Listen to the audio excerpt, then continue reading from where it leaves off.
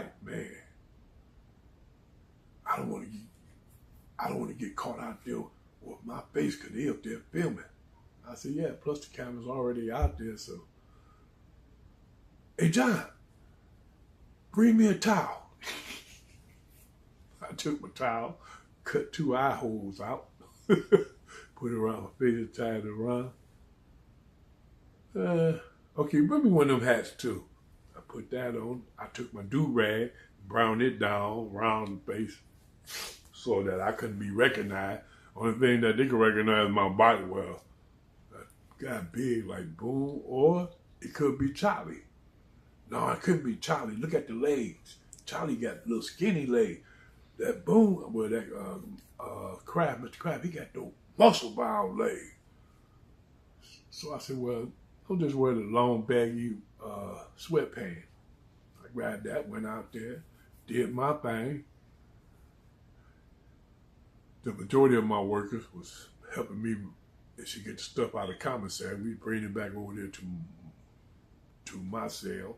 We threw out my frame bed, and we made a bed out of the cases and put my mattress on top, took the blanket and covered it all the way to the floor all the way around. But we just had to cover one side, really. So when the guard walk by, they won't see anything. They'll be like, keep pushing. But me and Pookie Duke, we became, good friends. And Pookie Duke liked to play a lot. He just smacked me on my butt. Boom! He talking about, man, I know you ain't. I'm just bullshitting with you. Okay. So one day I seen him in the child line, and I walked over there and smacked him on his ass. But I hit my finger out. Oh, hey. Oh, man, you know how we just playing. He looked at me. Man, you hit your finger out. Hey, my hand kind of crooked, He said, man, you my boy, man. Everybody else standing around looking, he said, y'all try that and see what happened to y'all. Me and them, that's how we bullshit with each other. But then one of us rolled that way. We rather butcher one of y'all than roll that way.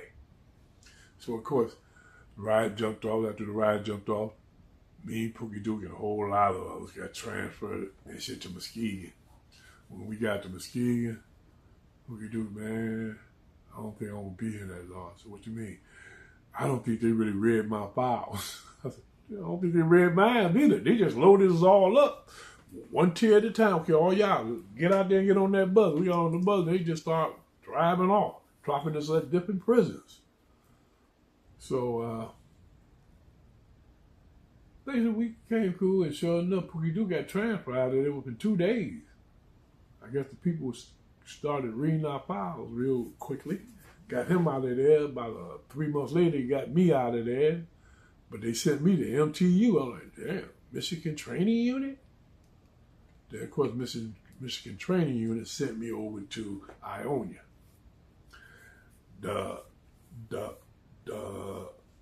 We call that the gladiator schools. They're all young, they're fools, be over there fighting and all kind of crap to get them more time. Man, I ain't supposed to be over there. That's for the young guys. I'm supposed to go to Jackson. So you can't go to Jackson. That's what you're talking about. That's where they kicked you out of. I'm like, they can't do that. I'm a prisoner. I get to serve my time wherever y'all want to put me. You want to put me back in Jackson? They have to accept me. I'm telling you like it is. You will never make it back in Jackson. They'll transfer you all over the place. You're going to get some bus diesel. Blew it. So they put me in there.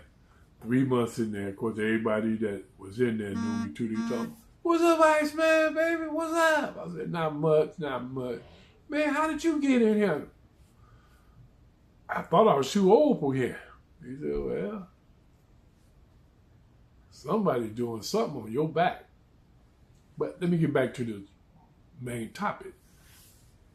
After I got my discharge papers, they take me back to Jackson. Of course, they told me I gotta wait in the cell down there. I think it was cell 17. I can't remember, but anyway, they told me I had to wait down there in the cell. I said, for what? I'm just waiting for y'all to give me my discharge paper signed and give it. What? So the man on the bus gave them my files and everything. They looked, and I said, read my discharge paper there. Hold on, we didn't know nothing about this. We just take people in, put them down there in themselves. You wait until you get processed. I said, oh no, it won't be no processing here. You better sign or get your paper signed or whatever y'all need to do. So they called the new warden up at that prison. He spoke to them, and then he told them to tell me such and such. I said, what you mean I got to be here for 72 hours? Well, we got to process your paperwork and all this and that. Man, all that should have been taken care of before I got down here. So they put me in that cell. 3 days was up. They still ain't telling me nothing about when they're going to release me. So I said, okay. So I just sat in there. I treat them like I treated everybody when they put me in a hole. I don't say nothing. I don't ask for nothing. I just sit there in that chair. So I'm sitting there. Guards come by with the food. Child time. I just sit there and look at them. Is you going to come to the door and get this tray? They don't say nothing. I'm grabbing the hell out of him, though. I know he's feeling kind of scared because he keep not want to look me dead in my eyes, but I'm looking him dead in here. That's how I know. He said, well, I guess you ain't eating then. They bring the next meal. Lunchtime. I'm still sitting there. You don't want your food or what? I still don't say nothing. Night meal came, same thing. Not a word. Breakfast came again. Is you eating or you on hunger strike or something or what? I still don't say nothing. They leave. They go get the captain. No. The lieutenant came first. The captain came about 20 minutes afterward. Talking about, okay, once we hear that you're on hunger strike. I still don't say a word. They try to get me to talk. Man, I don't fall for that crap. Reverse psychology. But I'm just sitting there and this man ain't said a word. I can hear them talking. You inside of a wall prison. Anything you say, they're going to travel around. Thing ain't soundproof. So I'm sitting there.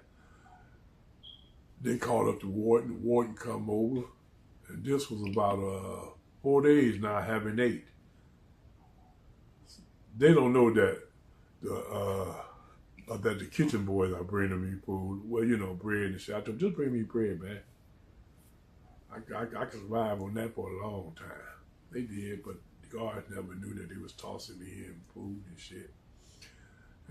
But every time they came, I was sitting in the chair that I done bent the back of the chair back, so it leaned much better on the wall. I'm just sitting there. Got nothing on but my drawers. Got 2 jars of Vaseline, one on each side, so in case they decide they're going to rush me. Grease up my balls, because they love to go up with your balls. But I never had to go that far, but the warden came and said, what's going on? I said, been almost 2 weeks. And that's the last word you're going to hear from me. I got my discharge paper, you know that. So I sat back and leaned back against the wall. I could hear them out there talking. Those are the first words he done said since he been in there. We went through his psych file. They said it's not wise to keep this man locked down if he ain't speaking. Because then who gonna let him out that cell when time come when he got to come out of there? Y'all see what happened back in the 70s when we had to mess that man up. I can still hear them. What they mean mess me up? I thought I messed them up, but then I was thinking about when I stabbed the guard. That's what I mean when I messed them up. And they thinking about when they threw you tossed me down those stairs, yeah. I was like, no, you can carry me to the hole. So I just stood there. They grabbed me under my arm. They picked my legs up. I said, there you go. I feel like I'm in a Cadillac. Mr. Crafty, you gonna walk? Man, I told you, carry me. You don't walk, we gonna toss your big. I mean, right. Woke up in the hospital. What what the hell? They tossed me. But anyway, warden said, open that cell. All the guards went to moving battle. What the hell you better do? The man ain't supposed to be here. I'm the warden. Open that cell. They opened the cell. One said, Mr. Crab, you want to get dressed? We got to get you out of here. I said, thank you. I've been telling them that for the last couple of weeks. So I get dressed. I step out there to the exit lobby, standing there. They popped the door. The warden walked me out there into the pre-population part where the visitors come. So I'm sitting there. He said, we're going to get you a ride because you can't be here.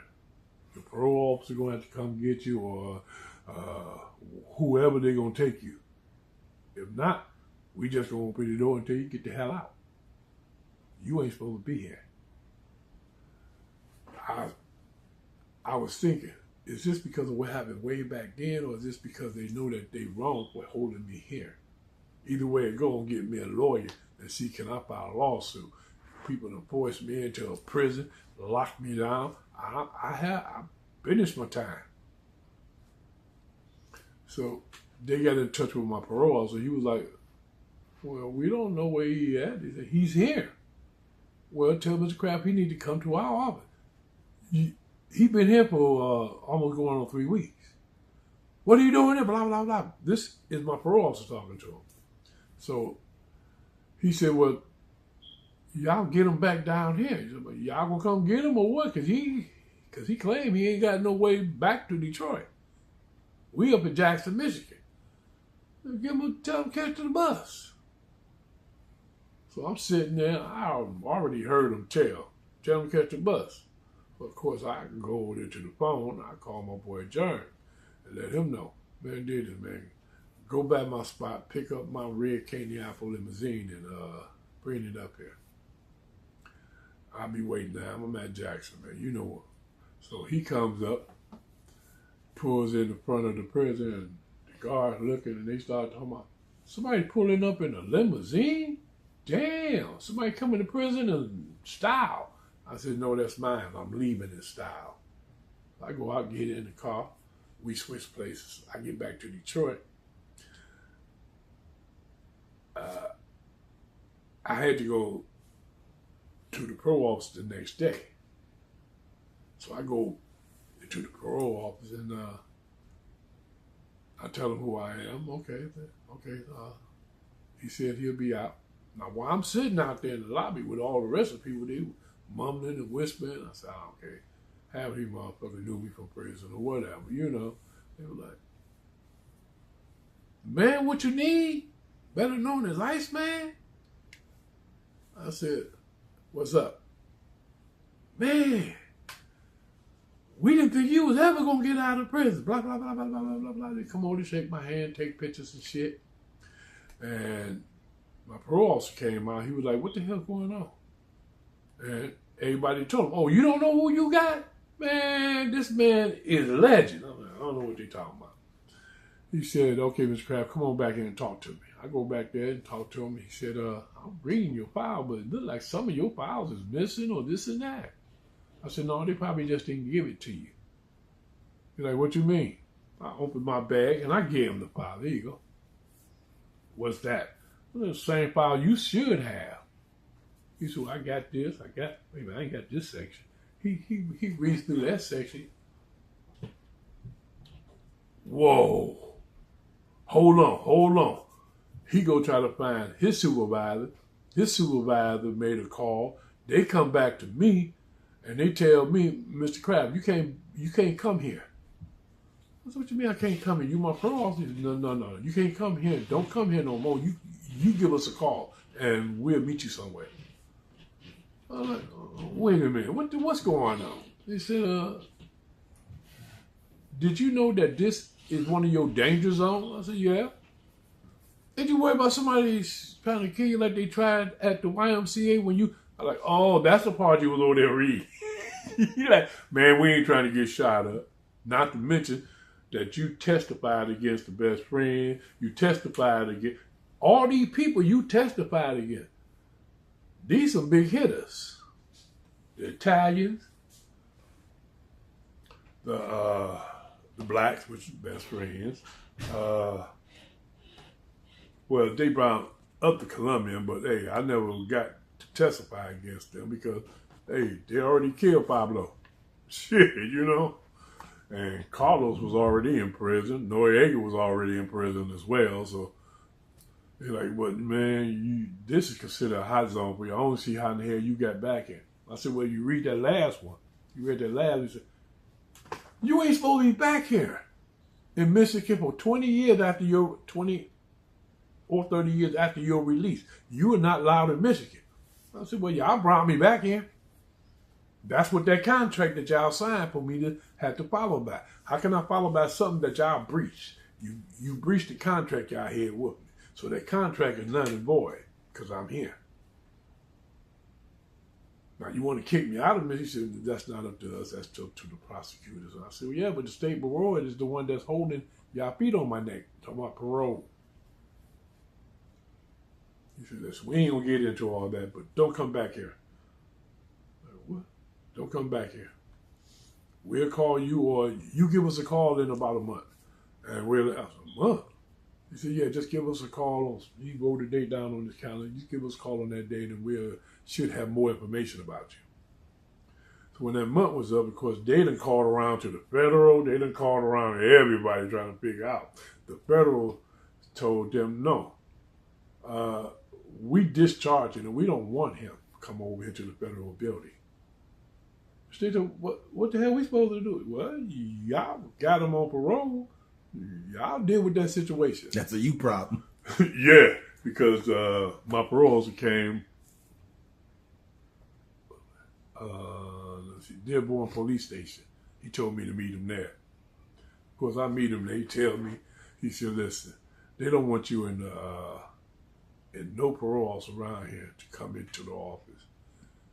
They consider you a dangerous person and this and that, and they don't want anything going on. As a matter of fact, off the record, I'm scared the hell of you, Mr. Crow. I'm scared of you.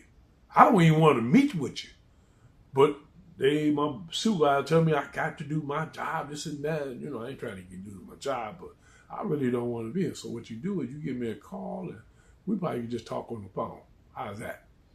I said, whatever. Float your boat. For several months we did that. Then he said, well, I got to meet you. You meet me up there at the Dearborn Police Station. Of course, Dearborn Police Station, they get curious about why is this black guy always out here? So they came out there and asked, hey, why are you always up here? I said, I meet my parole officer. Oh, you are a parolee from Dearborn? I said, no, I'm from Detroit. Wait, but you meeting over here. What the hell going, why they meeting you here at our precinct? I don't know, ask them. Oh yeah, we gonna find out. So when my parole officer came up here, they got him, took him inside. I followed behind. He told, stay out there. So wait a minute, that lobby is not for the public? He said, we ain't going through that. Do what you want to do. So they go behind the counter, back in the back and talk. My parole officer come back out. He was like, man, why didn't you tell them who you were? Because they asked me. What you mean, to lie to them? Then I get in trouble for lying to a government official. So he said, well, we can't meet here no more. I said, well, whatever you want to meet. I'll give you a call in a couple months. You people trying to avoid me or something, or they trying to set me up. You trying to run out the clock? Yeah, basically that's what they done a couple months, 6 months. So what happened was he gave me a call and tell me, he said, listen, we just going to talk by phone. I'm like, well, okay, cool with me, whatever. So we did until my parole day came for them to give me my discharge paper. That's when he told me, hey man, the whole truth is, nobody wants you at the parole building. Nobody wants you at the federal building. Excuse me. Because of what you is and who you is and what you look. I'm like, well, like I said, y'all the one brought me back here. The newspaper found out by that time. That's So I spoke with them and told them, well, I wasn't supposed to be back here and see my contract. I ain't supposed to be back here for 20, 30 years after my release in Michigan. That was the agreement Michigan wanted. Now all of a sudden they want to breach that and bring me back. And now I'm back, they can't kick me out. And I'm not leaving. Hell, I'm been here a couple of years now, so I'm here. He said, but ain't you worried about somebody doing something to you? I said, everybody in the world should be worried about somebody doing something to them. You can't stop something that's supposed to occur. You just can prepare for it. So I'm just prepared that whoever want to come after me, I'm going to try to take them to hell with me. I mean, I do need somebody to back the ride on. You know, you ain't scared of somebody. Man, I'm only scared when somebody try to take my food. Then they say, well, we're going to block out your face. I don't care. That's what they got. El Proper and them did. They blocked it off because they said that make people really want to see it, watch it, and see who you really are. I said, man, show my face. But nah, they wanted to do that because they could get more people to look at it, follow them, subscribe, and so forth. That's how he got so many people. People been asking, hey man, why you got your face covered? I said, they did that. You see, I pulled up my shirt to show my scar. It's me. They blotted it out. I don't know. I even asked several times, why you do that? Well, you know, this make people want to really see who this individual is. And then that one day they filmed me, they decided to not block me out. They finally showed my face. And then they even brought me a prison outfit, the same color as we wore in the federal joint, the tan one. Yeah, they had me put that on, acting like I was still in prison, put me downstairs in the basement with a gray wall, and me talking like I'm still in prison. Then at the end, it showed me putting back on my street clothes, telling y'all that, I'm released. I was like, man, these people something else. They always trying to figure a way to gang society. Me, my podcast is the for real. I keep it real, tell you like it is. I'm not gonna blot out my face or nobody else's face. I may not use their face, I might just use their voice. But you will never see me blocking out nothing. You don't want to be seen, just sit on the other side of the camera then. You think they gave you all that trouble with the release? Because it seemed like if anybody made a name in the 70s, 80s, they want to hold on to them for an extra long time. Did they make a what? I said, do you think they gave you that trouble with the release, you know, with all that state and federal whatever, and they holding you for another 2-3 weeks trying to get you to sit there for another 6 months? Because it seemed like anybody with a name that made their name in like the 60s or the 70s or 80s, whatever, they wanted to hold on to them for a little more extra time. Well, they was hoping to make me serve that whole 20 or 30 years. I can't remember what my max was. They wanted me to serve all that. That's why they kept flopping me until I filed that mandamus against them. That's when they had so much time to answer it. And they decided, no, we just going to release him, so we ain't got to answer it. Because he ain't going to go anything farther. He would just be happy to get out. No, I still want to go farther because y'all brought me back here and you kept me past the date that I was supposed to got out. That was August 2002. August the 2nd, 2002. Y'all kept me into 2008. That's 6 years past my out date. So yes, I'm pissed. I'm real pissed. I mean, you breached mine, so I know anybody dealing with the state shouldn't deal with them. They good for breaking their promises. And then they kept me out of that. They supposed to have shut down my picture, my name, my files, and everything, but they didn't. They had me in there for a while, but now they finally took me out of there because I started telling them, y'all ain't supposed to do this. It seemed like y'all trying to set me up. They're like, what do you mean? Pushing my name in that MP something where you can look up anybody if you know their name or their prison number. I did that and my picture popped up, everything about me. I'm like, whoa, this is still supposed to be sealed. So they finally sealed it back. They talking about, well, Mr. Kraft, now that you're free, you can just leave it unsealed. No. Every file, every record on me is supposed to be sealed. It don't come unsealed unless I ask y'all to unseal it, and I haven't. So seal that file back up. They did. They pulled it out of there and sealed it back up so you can punch in my name or whatever. You ain't going to be able to see anything on me. They're going to say, no such person as this or whatever they're going to say. But once I got out of that situation, the news people was the first one that did that little interview on me because they wanted to know what the deal was about me being back in this state. And they said, don't you supposed to be going to the witness protection program? I said, I was.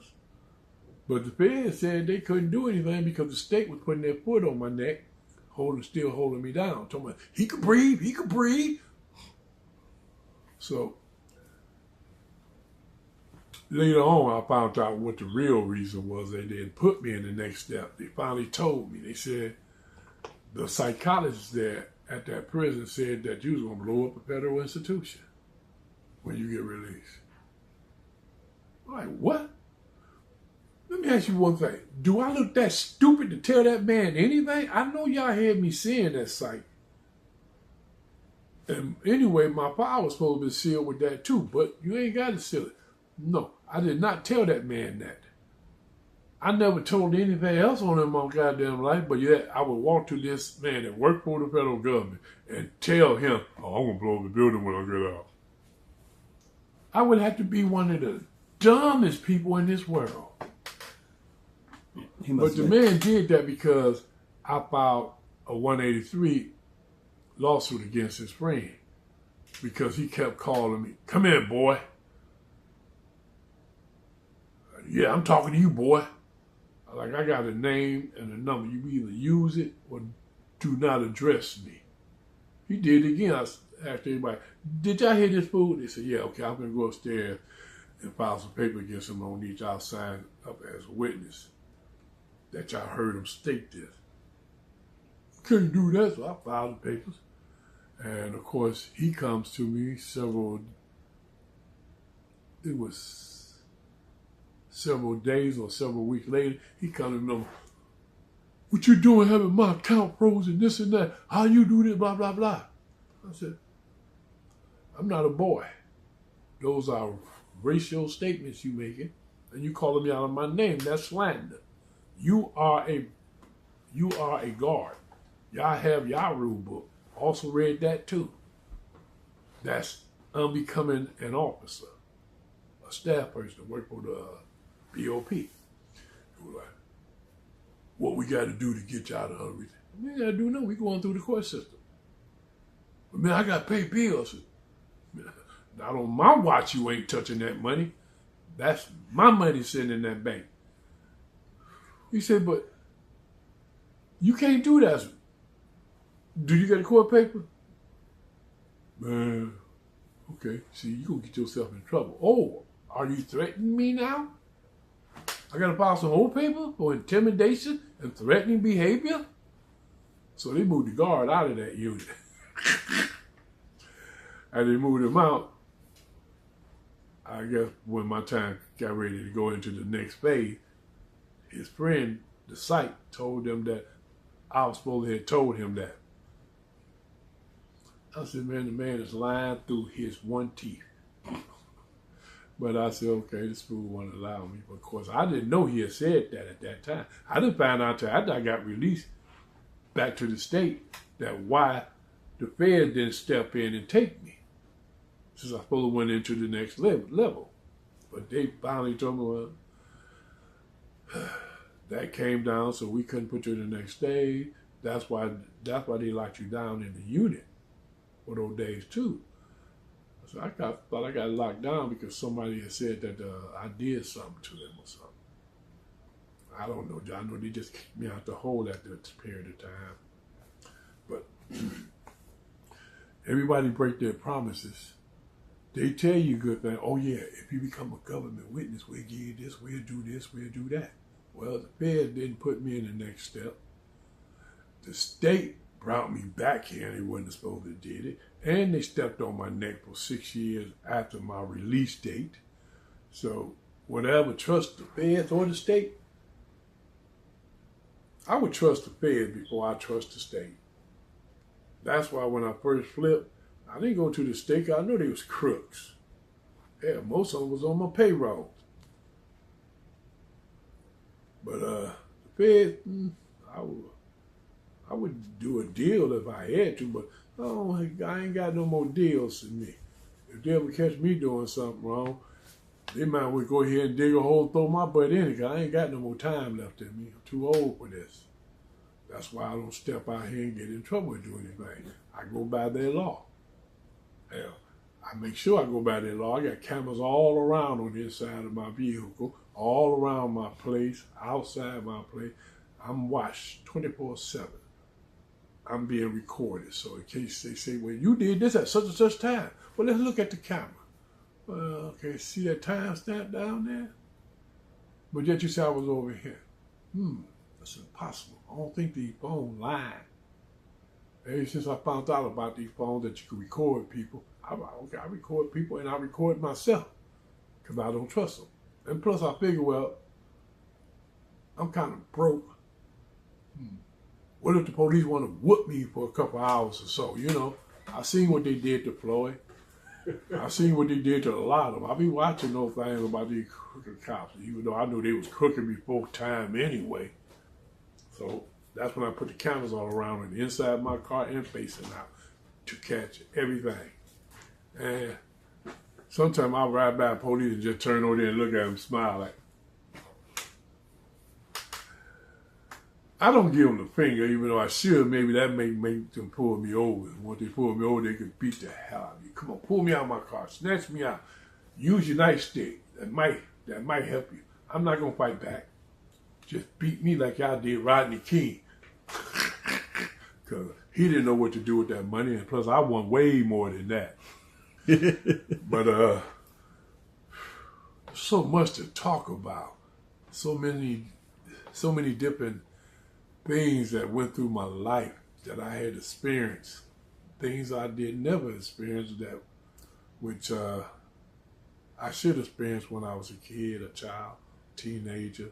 I never went through all that with playing games, you know, just living the life of a kid as a teenager. I always thought, what if I could have lived my life like a regular kid? How would that turn out? I know I probably wouldn't be the man that I am today. I'm not ashamed of it. Hell, I did it. It was a part of the game. And part of the game is you mess up, you go to prison, or you die, or you become a cripple. But if you're going to live that lifestyle, live it. Don't try to punk out later. No. You joined this, homie. You in this for life. It's not something you can just quit. Unless you leaving everything behind, you quit then. But you got to get that to somebody so they have your power. Me, with no power, is more of a status in life. People was always trying to figure out who I was or what I was and what I did. But like I said, I'm the person that you will never know anything about me unless I want you to know. Like my haters be saying, oh, you didn't do that. You didn't. Okay, you tell me what I did then. You tell me what happened, you know? You know so much. He's lying. What a lie. Tell us the lie that I'm supposed to have told. Don't just say, well, he couldn't have did this. He couldn't have. Why are you saying that? Scrap your nuts back on and give an answer. You a man, give an answer. You a female, hey.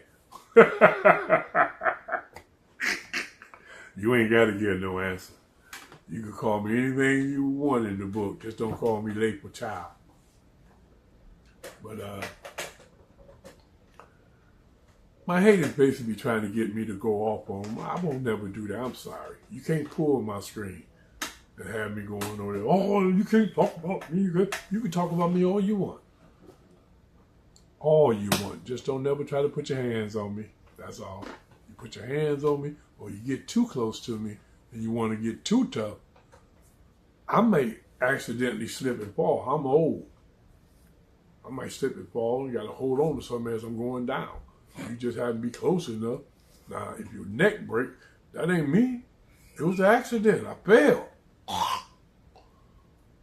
Hey, what can I say? There's many ways to do things and basically get away with it.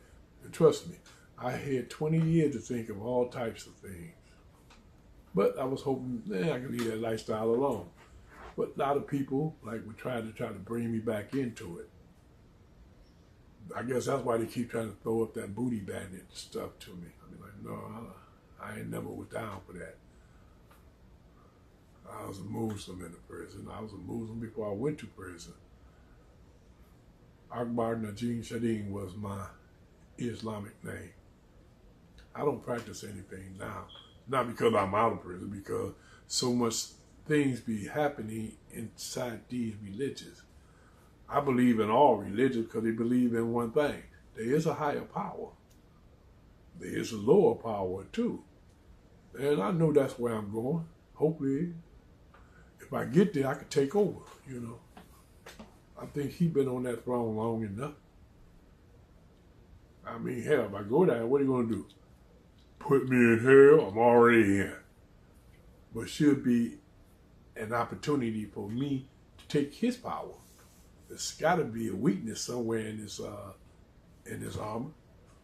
And if I can find it, then that's what's occurred. But I do believe that there's a God.